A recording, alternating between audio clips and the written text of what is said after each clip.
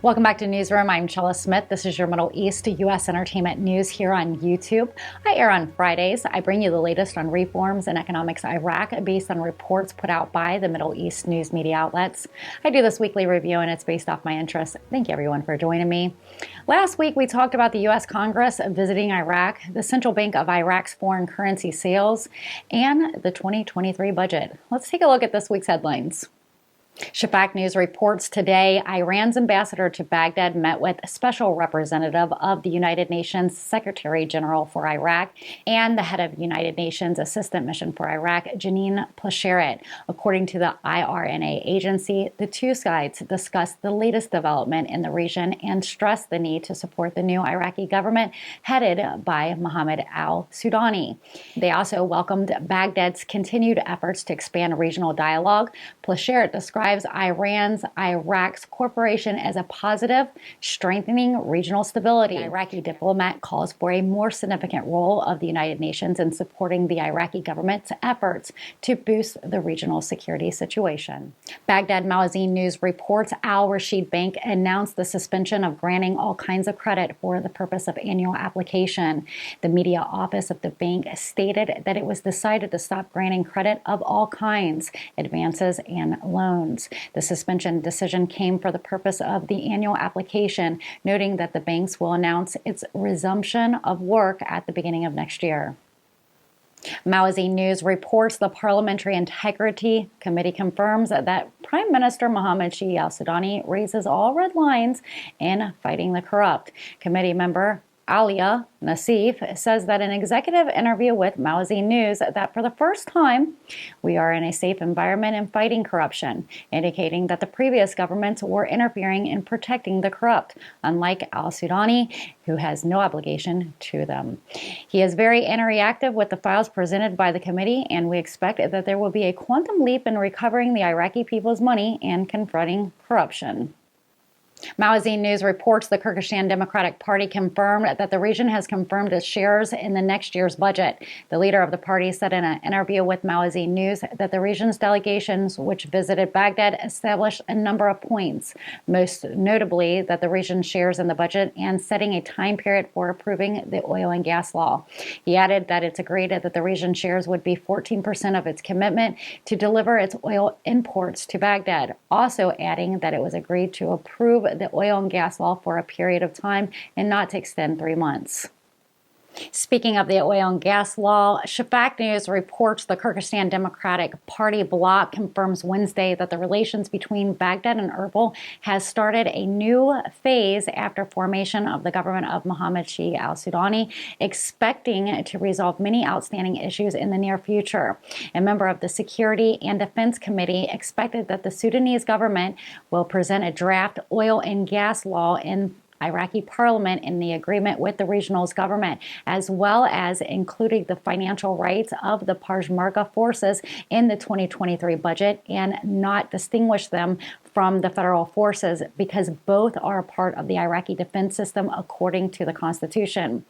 Carney pointed out that the al-Sudani agreement includes issues of conflicts between Erbil and Baghdad, such as oil and gas laws, the implementation of the Sinjar agreement, and the federal court, adding if the Sudanese government is able to fulfill its promises to the Kyrgyzstan region within the time frame specified in the agenda, that there will be a bright future relationship between the two sides. The president of the Kyrgyzstan region, Nartravin Barzani, had discussed during their recent visits to Baghdad with Mohammed al-Sudani, the Iraqi federal prime minister, and other parties, the latest developments in the security and political situation in the country.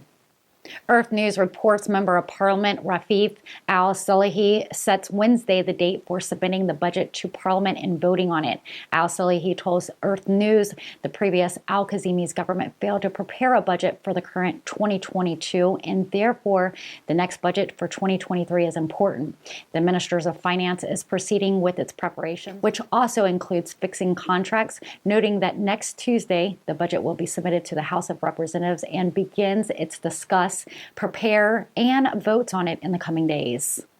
Economics Alpha News reports Parliamentary Finance Committee expected the size of the federal financial budget for the year 2023 and percentage of deficit in it. Committee member Jamal Cougar says in a press statement that the budget for the next year, 2023, ranges from $100 to $120 billion in light of oil prices in the current global markets. He explains that after the decline in oil prices in the global markets, the budget amounts will decrease as well, expressing his belief that the budget will be between $100 to $120 billion. As for the expected deficit in the next budget for 2023, Cougar indicated that according to the financial management law, more than $7.5 billion are allowed, given that it's 3% of the national product and that the national product is estimated at about $250 billion. He pointed out that on the 15th of December, we will enter the legislative session recess so that the budget will be sent before the date to Parliament so that we can read it first and then a second reading after 3 days, and the Parliament enters into a legislative recess, and we, as representatives in the Financial Committee, we will enter into our discussion. It is noteworthy that the Prime Minister Mohammed Shia al-Sudani directed in 2 ministerial meetings during the month the need to expedite the completion of the 2023 budget bill and send it to the House of Representatives for approval. He stressed the importance of the budget being a level of ambition and that it puts its priority meetings the needs of the citizens in terms of services, as well as taking it upon itself to effectively address the problems of electricity shortages, which greatly affect the lives of the citizens and the economic sector in the country. Economic Alpha News reports economic expert Rashid Al-Saudis suggests Tuesday that the price of dollar in the Baghdad would rise due to the U.S. Treasury sanctions on a number of Iraqi banks. Al-Saudi told Alpha News that the reason behind the high exchange rate of the dollar in local markets is to discover cases of corruption in addition to sanctions imposed by the U.S. Treasury Department on some private Iraqi banks. He added that the reason for the increase are purely economic and have nothing to do with political sides, as well as supply and demand in the markets. Al-Saudi pointed out that banks were excluded from currency auctions due to suspicion of corruption, and some of them may be added to the list because they are under investigation.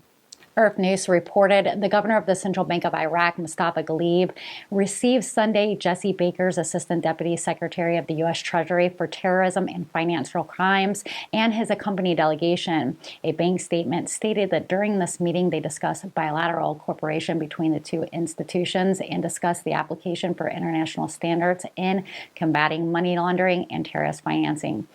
The central bank's commitment to them, in addition to applying for due diligence from the other government institutions in this file, in addition to efforts to enhance financial inclusion and to keep the banking sector in line with global developments. The governor affirmed that the Central Bank of Iraq is committed to all international laws and instructions in the file of combating money laundering and terrorist financing, and was able to transfer Iraq from the status of enhanced follow-up to regular follow-up in the Financial Action Agency, the FATF, in addition to removing it from the European Union's list of high-risk countries. On the other hand, the U.S. Treasury delegations praised the measures implemented by the central bank in combating money laundering and terrorist financing through its use of the latest system in this file.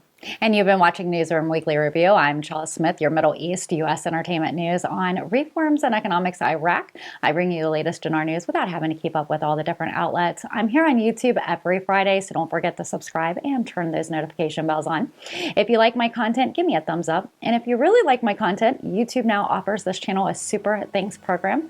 What is a Super Thanks? It's a comment visible to the public that's published in the comment section on my videos.